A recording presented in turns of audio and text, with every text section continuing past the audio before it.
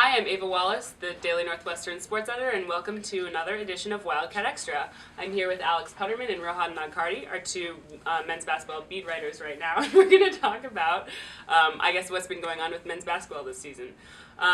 So not to rehash old news, but there was a moment earlier this season when Coach Chris Collins decided that this team was going to change. Tell us a little bit about that. Well, as the story goes, after the first Iowa game, which they lost big, the team really committed to playing better defense, to focusing on that side of the ball. They weren't going to push the ball as much. And then that Iowa game, Iowa got into the 90s. I think they scored 93 points, and since then, no Northwestern opponent has gotten nearly that high. First of all, because Northwestern's slowing the game down, and also because they're just focusing on defense, and they've all kind of embraced defense is what's going to keep them in games in conference.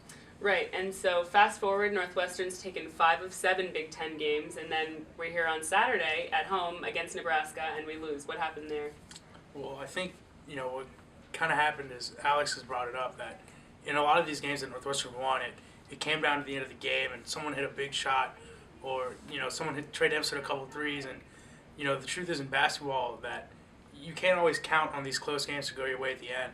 And Northwestern was playing really well in close games, but over time, when the sample size grows, you play more games, you can start losing some of these close games. Nebraska was the same thing. I believe it was a 4-point game, 53-49. It was 49-49. Trey Dempsey gets a floater just under the free throw line, and he misses it.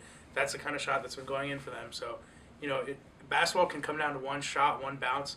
That's kind of what happened to Northwestern. Those shots weren't falling. They shot 37% from the field in that game.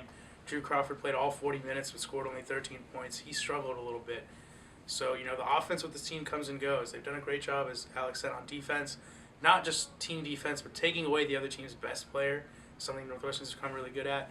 But, against Nebraska, they just couldn't hit that big shot at the end of the game when they needed to.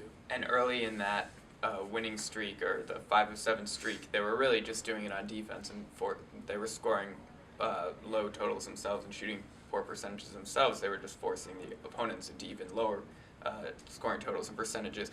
Then against Wisconsin and Minnesota, Northwestern's shooting numbers went up a little bit, and some people thought maybe that was an improvement that they'd made, something that could be sustained in the long run. And basically against Nebraska, they went back to shooting in the 30s, whereas they'd gotten up to the 40s or even close to 50% those two games. So the question was, what's the aberration? The 45% games, the 35% games, and there have been a lot more 35% games than 45% games. And Nebraska also hit a couple big threes. We can't take that away from Nebraska. They hit some big shots in that game. I was impressed. Team that was, I think, 0-5 on the road going to that game. I think everyone in the Big Ten loves 10 miles. So they hit some big shots. That was a good game. Mm-hmm. So with not really being able to tell, what the Wildcats are doing on the court, what are we looking at Michigan State here? Well, Michigan State is arguably the best team in the conference, and really they're one of the best teams in the country.